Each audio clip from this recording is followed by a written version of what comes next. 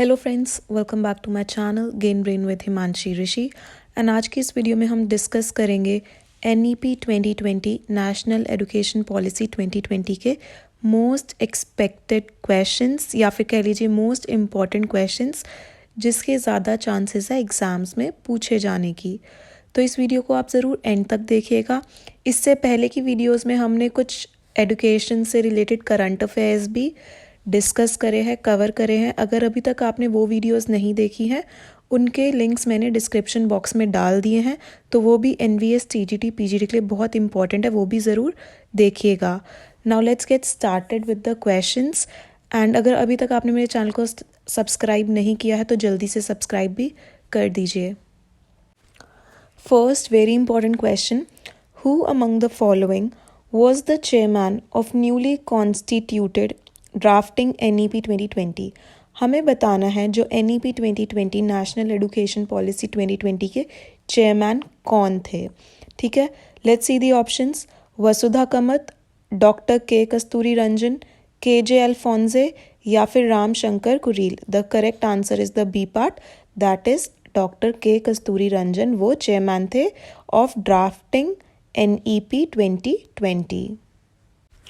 Next question, NEP 2020 recommends that the Government of India will constitute a fund to build the nation's capacity to provide equitable equality education for all girls as well as transgender students.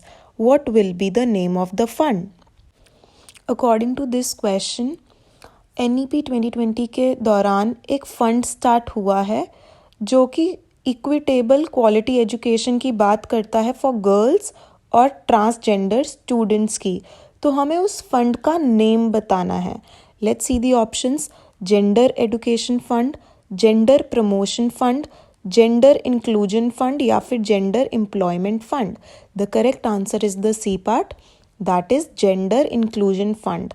Inclusion मतलब सबको include करना, सबको अंदर लेना। ठीक है, so basically gender inclusion fund के बारे में हमें पता होना चाहिए। पूछ सकते हैं कि जेंडर इंक्लूजन फंड क्या है। ये एक ऐसा फंड है जो NEP 2020 ने स्टार्ट किया है। किसके लिए? एक तो गर्ल्स, लड़की जो स्टूडेंट्स है गर्ल्स, और ट्रांसजेंडर स्टूडेंट्स के लिए। ठीक है। Next very important question, as per NEP 2020 what is the new educational curriculum system? NEP 2020 के हिसाब से न्यू एजुकेशनल करिकुलम सिस्टम अब क्या हो गया है? 2020 से पहले क्या था? 10+2। अब 10+2 को हटा के कुछ और हो गया है करिकुलम सिस्टम, तो हमें वही बताना है। अभी हम समझेंगे, पहले हम उससे पहले ऑप्शंस देखते हैं। A option 5+3+3+4, B option 5+4+3+4, C option 5+3+3+5 या फिर D option 3+4+4+5। The correct answer is the A part, that is 5+3+3+4। ये one of the most important questions है NEP 2020 से रिलेटेड। तो अब हम इसे समझते हैं बेसिकली ये क्या है 5+3+3+4। Next question, as per 2020 what is the new educational curriculum system? ये बहुत ही ज़्यादा इम्पॉर्टेंट क्वेश्चन है, आप मान सकते हैं one of the most important questions of NEP 2020। अगर आप ये समझ जाओगे ना, इसी क्वेश्चन के बीच में ही आपको सब कुछ समझ में आ जाएगा कि बेसिकली NEP 2020 है क्या। ठीक है, तो हमें ये बताना है NEP 2020 के हिसाब से न्यू एजुकेशनल जो करिकुलम है वो कैसा है या फिर क्या है। Let's see the options. A option 5+3+3+4, B option 5+4+3+4, C option 5+3+3+5 या फिर D option 3+4+4+5। So the correct answer is the A part, that is 5+3+3+4। अब हम समझते हैं कि बेसिकली 5+3+3+4 ये है क्या। तो शुरू के जो बच्चे की पढ़ाई के ईयर्स दिए हैं गवर्नमेंट ने, NEP 2020 ने, वो दिए हैं 5 साल, जिसमें से पहले 3 ईयर्स रहेंगे आंगनवाड़ी, प्री स्कूल लगा लो जैसे कि नर्सरी, LKG। ठीक है, 3 साल बच्चे की पढ़ाई उसके लिए। देन क्लास 1 और 2 2 ईयर्स के लिए। इसको बोलेंगे हम फाउंडेशनल, ठीक है, anganwadi plus first and second. Then उसके बाद होगा प्रिपरेटरी। प्रिपरेटरी में कौन सी क्लासेस आ जाएंगी, थर्ड, फोर्थ और फिफ्थ। तो ये इसमें बच्चे को पढ़ाई को दिए जाएंगे 3 साल। फिफ्थ के बाद फिर से 3 साल और दिए जाएंगे, जिसे नाम दिया गया है मिडिल एजुकेशन, ठीक है। अब इसके अंदर कौन कौन सी क्लासेस है, 6, 7, 8, और एंड में दिए हैं बच्चे की पढ़ाई के लिए 4 साल, जिसमें क्लासेस दी हैं 9वीं की, 10वीं की, 11वीं की और 12वीं की, और इसे नाम दिया गया है सेकेंडरी एजुकेशन।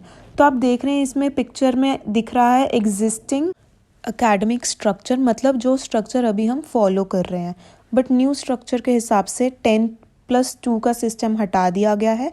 तो क्वेश्चन में है 5+3+3 4 क्या है, ये भी हमसे पूछा जा सकता है। एजुकेशनल करिकुलम सिस्टम है, और बेसिकली हमसे नाम पूछे जा सकते हैं कि फाउंडेशनल एजुकेशन में बच्चे की कौन सी क्लासेस हैं या फिर कितने ईयर्स है, प्रिपरेटरी एजुकेशन में कौन कौन सी क्लासेस है या फिर कितने ईयर्स है। तो हमें ये सारी चीज़ें ध्यान में रखनी है। ये NEP 2020 के लिए one of the most important questions है। Next question, according to NEP 2020 Sarva Shiksha Abhiyan SSA will be subsumed as new programme. What is the name of the programme. इस क्वेश्चन का मतलब है सर्व शिक्षा अभियान के अंदर एक न्यू स्कीम स्टार्ट हुई है, ठीक है, जो सर्व शिक्षा अभियान से ही रिलेटेड है। तो हमें उस स्कीम का या फिर उस प्रोग्राम का नाम बताना है। So let's see the options.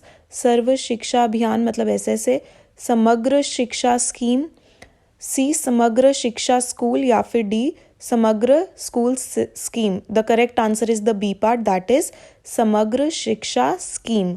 तो हमें दोनों में कंफ्यूज नहीं होना है।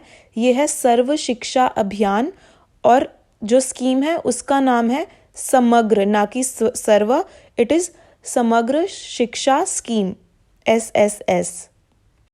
Next question, as per NEP 2020 students progress card will be redesigned in which of the following format। हमें बताना है कि NEP 2020 के हिसाब से जो बच्चों की रिपोर्ट कार्ड, यहाँ पे नाम दिया है प्रोग्रेस कार्ड, बट मतलब है जो बच्चों की रिपोर्ट कार्ड है उन्हें रीडिज़ाइन करके कौन से इन चारों में से फॉर्मेट में बनाया गया है। तो अब ऑप्शंस देखते हैं, कौन से 4 ऑप्शंस दिए हैं हमें। A option 340 degree progress card, B option 360 degree progress card, C option half degree progress card, या फिर D option full degree progress card. The correct answer is the B part, that is 360 degree progress card. जो बच्चों की report card है उसका नाम दिया गया है 360 डिग्री प्रोग्रेस कार्ड। जो ये 360 प्रोग्रेस कार्ड है ये हॉलिस्टिक प्रोग्रेस कार्ड है। हॉलिस्टिक मतलब जो अब तक की प्रोग्रेस कार्ड थी उसमें बच्चों के मार्क्स देखे जाते थे सिर्फ कॉग्निटिव, मतलब जहाँ पे बच्चे एग्ज़ाम्स देते थे जो उनके नंबर आए तो वो सिर्फ कॉग्निशन से रिलेटेड था। बट जो होलिस्टिक प्रोग्रेस कार्ड है इसमें बच्चे को इवैल्यूएट किया जाएगा कॉग्निटिव, मतलब जो उसका दिमाग है उस पर, अफेक्टिव मतलब जो उसके इमोशंस है, और साइकोमोटर डोमेन्स मतलब it is the movement of hands and eyes. जो बच्चा खेल कूद में है वो सब साइकोमोटर में आ जाती है क्वालिटीज़, ठीक है। सो तीनों कॉग्निटिव, अफेक्टिव और साइकोमोटर के डोमेन पे ही बच्चे की रिपोर्ट कार्ड बनेगी, और ये पूरी होलिस्टिक होगी, और इसका नाम है 360 डिग्री प्रोग्रेस कार्ड। तो आप देख सकते हैं ये जो 360 रिपोर्ट कार्ड है या फिर 360 प्रोग्रेस कार्ड कह लीजिए, ये कुछ इस तरीके की इन्होंने डिज़ाइन करी है जहाँ पे बच्चे की कॉग्निटिव, साइकोमोटर और अफेक्टिव तीनों ही डोमेन्स को देखा जाएगा। और बच्चे सेल्फ असेसमेंट कर रहे हैं, सेल्फ मतलब खुद की भी असेसमेंट कर रहे हैं, टीचर्स भी असेसमेंट कर रहे हैं, पेरेंट्स भी अपने बच्चे की असेसमेंट कर रहे हैं, पीयर मतलब फ्रेंड्स भी उनकी आपस में एक दूसरे की असेसमेंट कर रहे हैं। सो सारी चीज़ों को मिला के इसलिए इसका नाम रखा है 360 degree report card. Next question, according to NEP 2020 the progress card of the students communicated to the parents would be। हमें बताना है जो NEP 2020 के दौरान जो न्यू प्रोग्रेस रिपोर्ट बनेगी या फिर रिपोर्ट कार्ड बनेगी तो वो किस आधार पे बनेगी, ठीक है, जो टीचर पेरेंट्स से डिस्कस करेगा। Now let's see the options. Based on norm reference test, B option based on criteria reference test, C a reflection of relative performance of students in comparisons to classmates, या फिर D part a reflection of the progress as well as the uniqueness of the student. The correct answer is the D part, that is reflection of the progress as well as the uniqueness of the students. इसका ये मतलब है जो report card होगी वो बच्चे के overall, जैसे कि अभी हमने डिस्कस करा है, होलिस्टिक होगी, बच्चे के पूरे academic and extra curricular activities के ऊपर डिपेंड रहेगी, उसकी कॉग्निशन पर, और जो भी उसके एक्स्ट्रा मोटर स्किल्स है, चाहे वो अफेक्टेड मोटर, साइकोमोटर स्किल्स, ठीक है। एक बार हम समझ लेते हैं कि ये नॉर्म रेफरेंस टेस्ट क्या होते हैं और क्राइटेरिया रेफरेंस टेस्ट क्या होते हैं। जो नॉर्म रेफरेंस टेस्ट होते हैं वो रैंकिंग के बेस पर होते हैं, जिसमें कि कट ऑफ निकलती है, जैसे कि हम KVS का एग्ज़ाम दे या फिर NVS SSSB का एग्ज़ाम दे, तो उसमें से जैसे कि इसमें अभी 100 NVS के एग्ज़ाम का ही मैं एग्जांपल देती हूँ कि 120 में से कट ऑफ निकलेगी, ठीक है, तो रैंक मिलेगी बच्चों को, उस रैंक के हिसाब से बच्चे सिलेक्ट होंगे, तो ये हो जाएगा नॉर्म रेफरेंस टेस्ट। अब हम देखते हैं कि क्राइटेरिया रेफरेंस टेस्ट की क्या होता है। क्राइटेरिया यहाँ पे सेट होता है, फॉर एग्जांपल जैसे आप लगा लो CTET हो गया, STET हो गया, तो हमें 150 में से 90 मार्क्स चाहिए पास होने के लिए, तो एक क्राइटेरिया क्या कहते हैं, क्राइटेरिया सेट है to get the passing marks, तो ये हो जाएगा criteria reference test. Next question, what is the full form of ABC as per the NEP 2020। हमें बताना है कि ABC की क्या फुल फॉर्म है अकॉर्डिंग टू NEP 2020। आगे ऑप्शंस पढ़ने से पहले let me just remind you, अगर अभी तक आपने मेरे चैनल को सब्सक्राइब नहीं किया है तो प्लीज़ जल्दी से सब्सक्राइब कर दीजिए। अगर आपको ये वीडियो यूज़फुल लगती है तो please do hit the like button. Now come to the options. So हमारे ऑप्शंस है academic bank of credit, assessment based curriculum, academic bank of curriculum, या फिर academics bank of credit. The correct answer is the A part, that is academic bank of credit. Next question, by which year the new education policy aims to provide quality education to every child in the age group of 3 to 18 years? इस question का मतलब है कौन से year तक NEP 2020 बच्चों को quality education दे देगा और कौन से एज ग्रुप के बच्चों को जो 3 से 18 वर्ष के बीच में हैं। So let's see the options. 2028 तक, 2030 तक, 2032 तक, या फिर 2035 तक। The correct answer is the B part, that is 2030। Next question, according to the NEP 2020, by which year the target is to reach 50% gross enrollment ratio in higher education? हमें बताना है NEP 2020 के हिसाब से कौन से ईयर तक जो हमारी कंट्री का है gross enrolment ratio of higher education, मतलब 11th-12th के बच्चे 50% तक स्कूल में पढ़ रहे होंगे, कौन से ईयर तक ऐसा माना जाता है ये चीज़ अचीव हो जाएगी। Let's see the options. 2028, 2030, 2035 या फिर 2040। The correct answer is the C part, that is 2035। अभी जो हमारा gross enrolment ratio of higher education है वो है अराउंड 26% के आसपास। सो 50% हम कब तक अचीव कर पाएंगे? 2035 तक। Next question, dash will be created as an apex body for fostering a strong research culture and building research capacity across higher education as per NEP 2020। इस क्वेश्चन के अकॉर्डिंग ऐसी कौन सी बॉडी क्रिएट हो जाएगी NEP 2020 के हिसाब से जो बच्चों को रिसर्च में जाने का या रिसर्च में एक्सेल करने का मौका देगी? ठीक है, अभी इतने ज़्यादा कोर्सेज नहीं हैं इन हायर क्लासेस की वो रिसर्च वगैरह कर सके, तो कौन सी ऐसी बॉडी क्रिएट करेंगे NEP 2020 के अंदर? Let's see the options. National commission foundation, higher commission education, national research foundation या फिर none of the above? The correct answer is the national research foundation. It will be created to foster strong research culture. Next question. What is the single greatest tool for achieving social justice and quality according to NEP 2020? हमें बताना है कि सबसे बड़ा क्या tool है, ऐसी कौन सी चीज़ है जो सोशल जस्टिस और इक्वालिटी लेकर आ सकता है हमारी सोसाइटी में according to NEP 2020. Let's see the options. Inclusive education, equitable education, vocational education या फिर only education.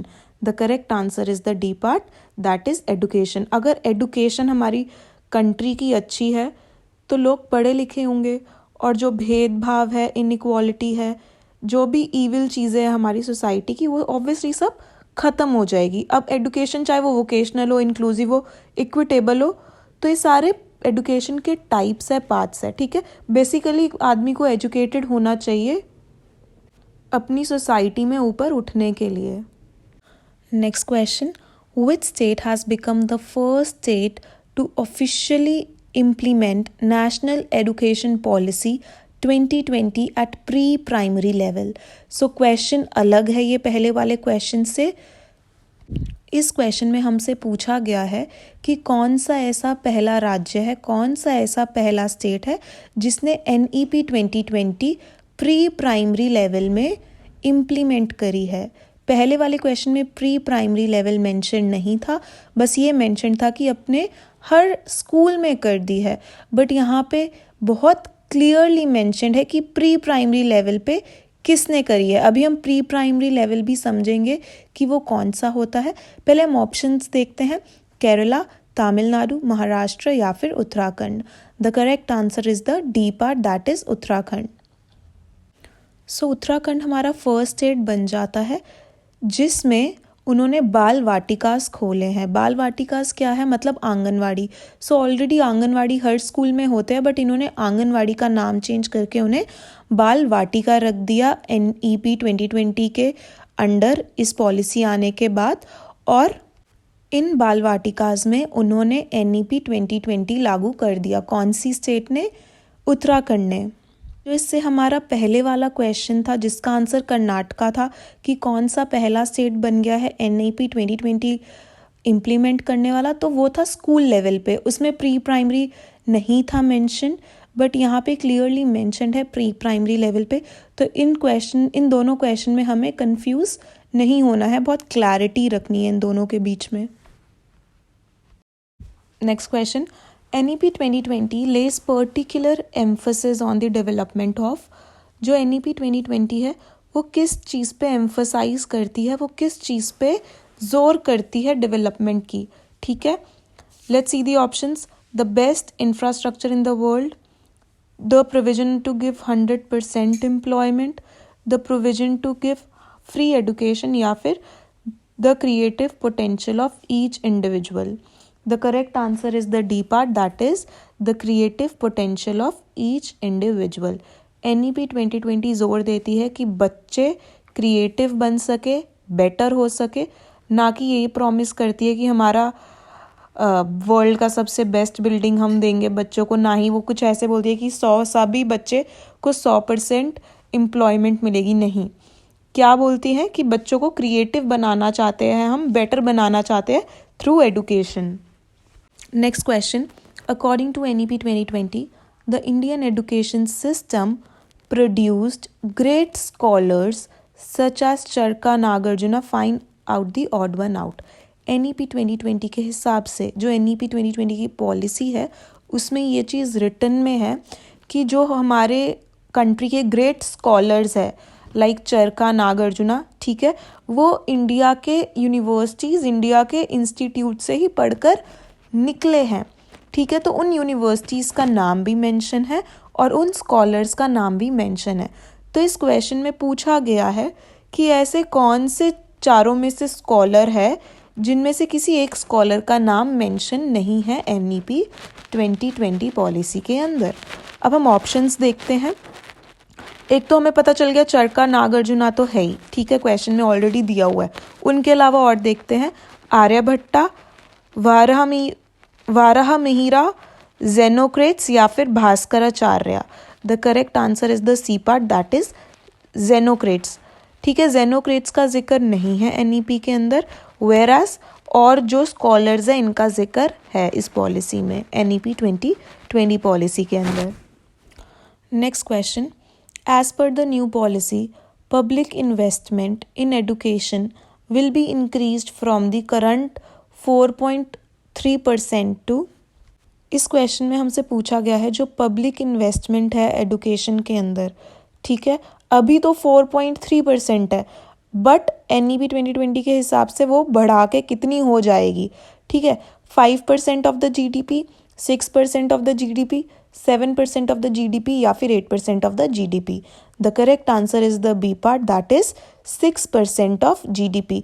सो 4.3% से बढ़ाकर उसे एडुकेशन इन्वेस्टमेंट के अंदर 6% ऑफ जीडीपी कर देंगे, मतलब हमारे जीडीपी का 6%।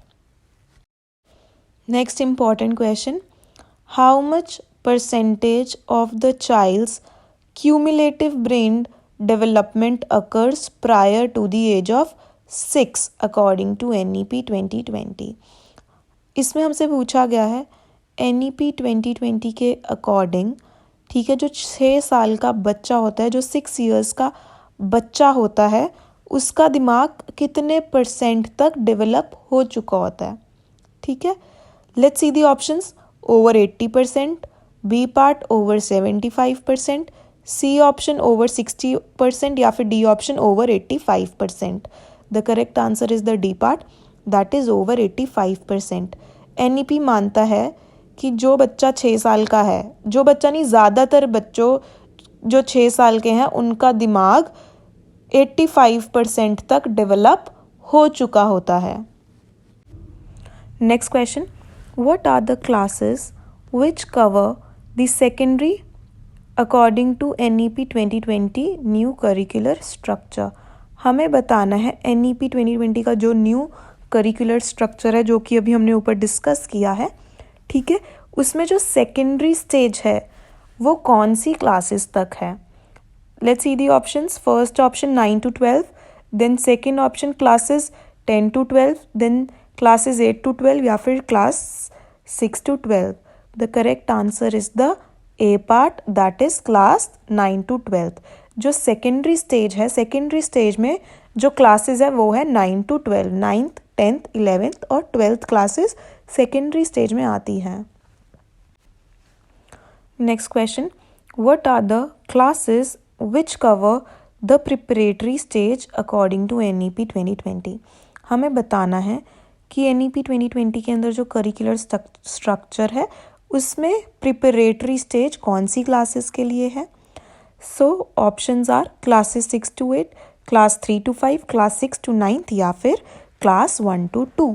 The correct answer is the class 3 to 5। अब ऑप्शन में ना आपको ये भी देखने को मिल सकता है कि वो लिख दे कि क्लासेस 1 to 5, तो यहाँ पे कंफ्यूज हो जाएंगे कि प्रिपरेटरी क्लासेस बच्चों को लगेगा कि 1 to 5 तक की होगी, बट नो, जो न्यू स्ट्रक्चर के हिसाब से 3 to 5 प्रिपरेटरी स्टेज है।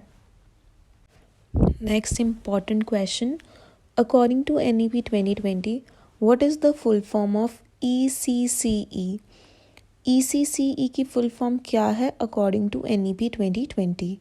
Let's see the options, early children and care education, early childhood care and education, education in childhood care and early development या फिर none of the above.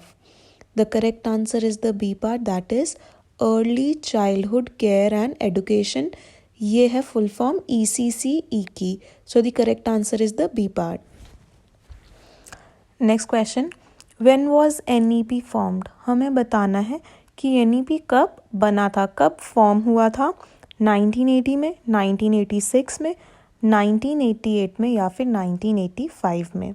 The correct answer is the B part, that is 1986। और अब तक जो हम follow करते आ रहे थे, हम इसी एनईपी को फॉलो करते आ रहे थे, ठीक है। तो बेसिकली आप मान के चलिए जो हमारे एनईपी में चेंजेस आए हैं वो आफ्टर 34 ईयर्स आए हैं। वो 34 ईयर्स के बाद हमारा NEP चेंज हुआ है और NEP 2020 न्यू पॉलिसी आई है। Next question, as per national education policy 2020 the form of assessment in schools should shift from dash to dash. NEP 2020 के हिसाब से जो असेसमेंट है बच्चों की वो शिफ्ट हो जानी चाहिए किससे। अब हम देखते हैं options, summative formative, formative to summative, या फिर लर्निंग टू रॉट मेमोराइजेशन, या फिर flexible approaches to rigid. The correct answer is the A part, that is summative to formative. Summative कौन से होते हैं पहले हम वो समझ लेते हैं। समेटिव असेसमेंट होते हैं जो कि हमारे एग्ज़ाम्स लगा लो, ठीक है, जो मिड टर्म एग्ज़ाम्स होते हैं ये हमारे समेटिव हो जाते हैं, जो एंड के एग्ज़ाम्स होते हैं वो समेटिव हो जाते हैं। तो NEP 2020 के हिसाब से समेटिव एग्ज़ाम्स नहीं, अब जो असेसमेंट होगी वो फॉर्मेटिव एग्ज़ाम्स के ऊपर होगी, जिसमें कि अगेन ये होलिस्टिक डेवलपमेंट, को करिकुलर, करिकुलर एक्टिविटीज़ सब आ जाती है फॉर्मेटिव में, और ये कंटिन्यूस इवैल्यूएशन होता है। ये नहीं कि सिर्फ मिड टर्म और टूवर्ड्स मिड टर्म या फिर एंड जो एग्ज़ाम होता है मार्च में, नहीं, ऐसे एग्ज़ाम्स पे बेसिस भी नहीं, बट जो regular through out the year जो इवैल्यूएशन होगी उसके हिसाब से होगी फॉर्मेटिव असेसमेंट में। Next question, national education policy 2020 proposes that education should be. जो NEP 2020 है वो क्या कहती है कि हमारी एजुकेशन कैसे होनी चाहिए। Focused on drill and practice, inquiry driven, discovery oriented, textbook and teacher centric, या फिर oriented towards learning for exams. So the correct answer is the B part, means inquiry driven, discovery oriented। जो हमारी education है वो inquiry driven होनी चाहिए और बच्चा खुद डिस्कवर करे, जिसमें उसको इतनी अथॉरिटी हो वैसी होनी चाहिए, ना कि बच्चे को एग्ज़ाम में रटना कैसे है ये हम सिखाए, ना कि टेक्स्ट बुक और टीचर सेंट्रिक होनी चाहिए, ना कि सिर्फ ड्रिल और प्रैक्टिस पे ही करे कि प्रैक्टिस करो, लर्न करो, टेस्ट दो। ऐसी एजुकेशन NEP 2020 के हिसाब से नहीं होनी चाहिए। इंक्वायरी बेस्ड होनी चाहिए, डिस्कवरी बेस्ड होनी चाहिए। Next question, the purpose of assessment as per the national education policy 2020 is to provide information on how to support the students in and out of the classroom.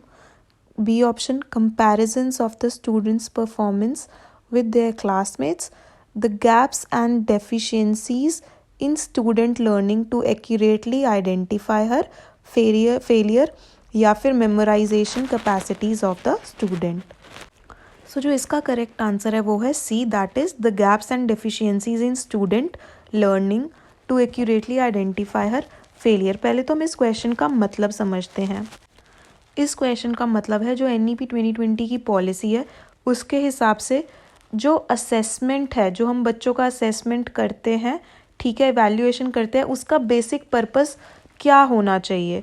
सो हमारा answer कहता है कि जो बच्चों का gaps है, ठीक है, कि अगर उनके अच्छे मार्क्स नहीं आ रहे तो हमें पहले उनका रीज़न ढूंढना है कि वो गैप क्यों है, उनके अच्छे मार्क्स क्यों नहीं आ रहे, और फिर उनको दूर करने की कोशिश करनी चाहिए। पहले रीज़न ऑफ फेलियर फाइंड करो कि बेसिकली वो बच्चा फेल क्यों हो रहा है, ना कि हमारा असेसमेंट इसलिए होना चाहिए कि वो जज कर सके कि जो क्लास में फर्स्ट पोजीशन है और या फिर जो थर्ड है या फिर सिक्स्थ है या फिर लास्ट है ऐसा क्यों है। नहीं, ऐसा नहीं हमें करना है, जज नहीं करना, हमें रीज़न जानना है बच्चों के गैप्स का कि अगर वो नहीं अचीव कर पा रहे सही मार्क्स तो ऐसा क्यों है। या तो टीचर के पढ़ाने में कोई कमी है, या तो बच्चा अटेंटिव नहीं है, या तो डिस्टर्बेंस ज़्यादा है, और फिर इन चीज़ों को हटा सके टीचर।